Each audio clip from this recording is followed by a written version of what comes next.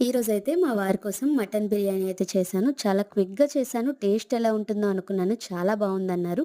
మీరు కూడా ప్రాసెస్ ఏంటో చూసేయండి. ముందుగా మటన్‌ని కడుక్కొని పక్కన పెట్టుకోవాలి. ఇప్పుడైతే స్టవ్ ఆన్ చేసి కుక్కర్ పెట్టి దాంట్లో ఆయిల్ వేసుకోవాలి. ఆయిల్ హీట్ అయిన తర్వాత కొన్ని బిర్యానీ మసాలాలు, అలానే సన్నగా తరిగిన పచ్చిమిరపకాయ, ఉల్లిపాయ ముక్కలనైతే యాడ్ చేసుకోవాలి. అవి కొంచెం వేగిన తర్వాత ఒక స్పూన్ దాకా అల్లం వెల్లుల్లి పేస్ట్ అయితే యాడ్ చేసుకోవాలి. అల్లం వెల్లుల్లి పేస్ట్‌లో పచ్చిదనం అంతా పోయి బాగా వేగిన తర్వాత మీకు ఇష్టం ఉంటే కొన్ని జీడిపప్పు అయితే యాడ్ చేసుకోండి. తర్వాత అందులో సన్నగా తరిగిన టమాటా ముక్కల్ని కూడా యాడ్ చేసి మూత పెట్టి మగ్గనివ్వాలి. ఈలోపు మటన్‌లో ఉప్పు, కారం, ధనియాల పొడి, గరం మసాలా వేసుకొని బాగా మిక్స్ చేసుకోవాలి. కొంచెం మటన్ మసాలా కూడా వేసి ఇలా మ్యారినేట్ చేశాక మన టమాటాలైతే బాగా మగ్గిపోతాయి కదా! ఇలా కలుపుకున్న తర్వాత కలిపి పక్కన పెట్టిన మటన్‌ని కూడా యాడ్ చేసుకోవాలి. ఒక్కసారి బాగా కలుపుకొని మూత పెట్టి అరౌండ్ 20-25 మినిట్స్ అయితే లో ఫ్లేమ్‌లో కుక్ అవ్వనివ్వాలి. మటన్ అయితే సూపర్ సాఫ్ట్‌గా ఉడికిపోతుంది అలా మనం కుక్ చేస్తే. ఇప్పుడైతే రైస్‌ని కడిగి పక్కన పెట్టుకోవాలి.